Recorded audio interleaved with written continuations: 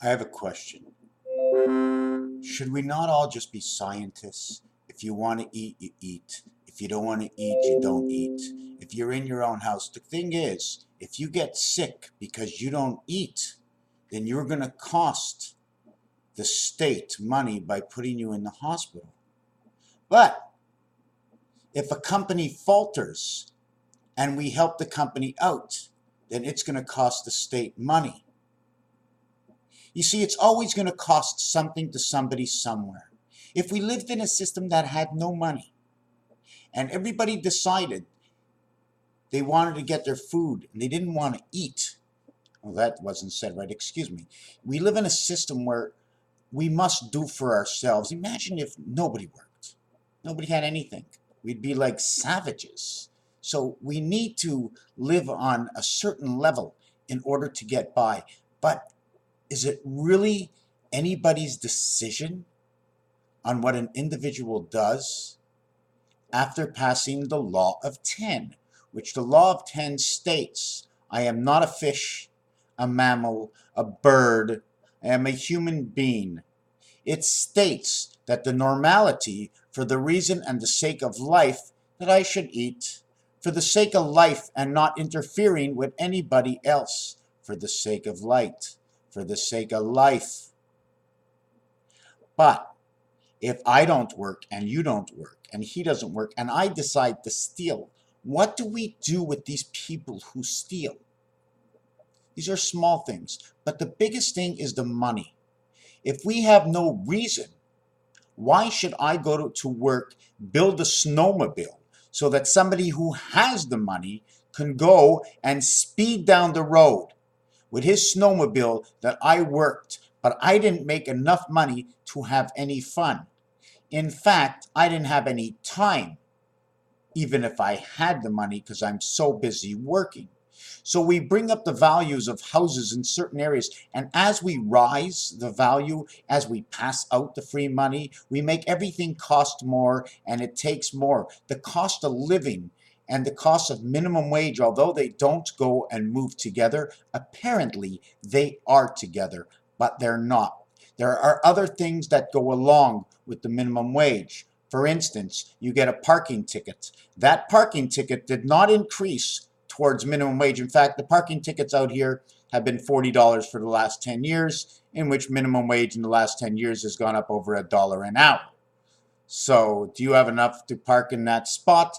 The spot I used to park in is now, sorry, a no parking zone. So because based on what big business needs in order to move us and products in and out and through states, through airplanes and air yards, we need to create more money.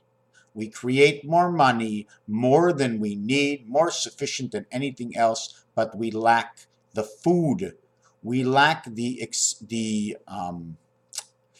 capabilities of feeding the people. So when I say the law of 10, I say the law of 10 because of this. Your position is 1 cent.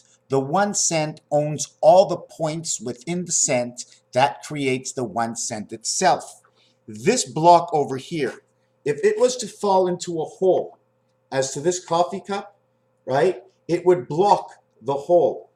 But we have to understand that this smallest diameter will not block the hole, and the greatest diameter will not block the hole. If I have to run to the greatest diameter of the hole, this will go right through the hole. If I had to block the smallest diameter of the hole, this would just stay on top of the hole and fall out. So you want to be between here and here before this has anything to do with the plug of plugging up the hole, like plugging up your bath, right? If you only put the plug on top of the hole, eventually it will move the plug off of the hole.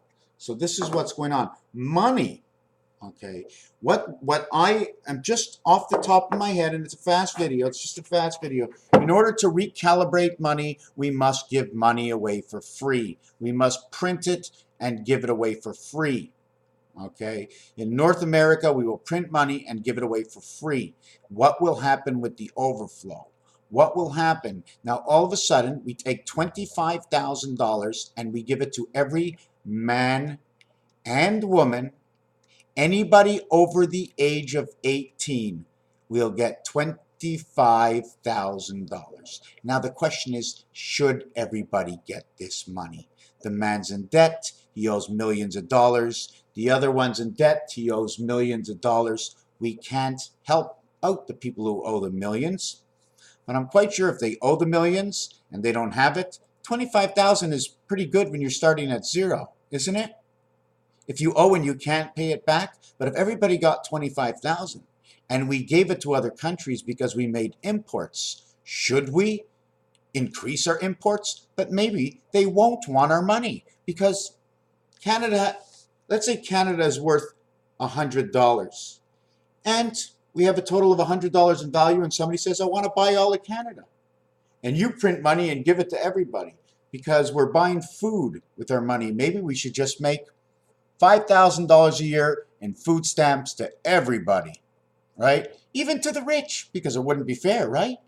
Or $10,000 in food stamps every single year to everybody. We take these food stamps, we go to the store, the people at the store would say, hey, I'm going to buy food from California. But in California and the USA will not take a Canadian food stamp. In fact, who will take these Canadian food stamps? Will the Canadian farmer take the Canadian food stamp? So we take the Canadian food stamp, we give it to a Canadian farmer.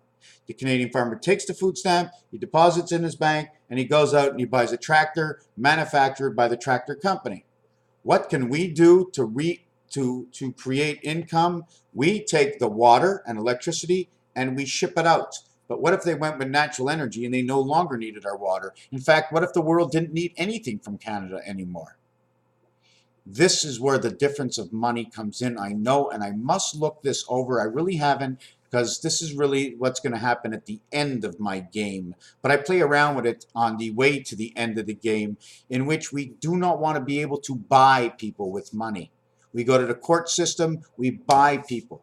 You need something, you have to wait in line. I'm not talking about short-term waiting. I'm talking, I got to go see my doctor in 3 months. Well, what if I want to go see her next week? She wants to know what my mental skills are like right now. How are you, Ronald? How are you, Ronald? I see her for 10 minutes. She says, come back in 3 months. We'll talk about it again.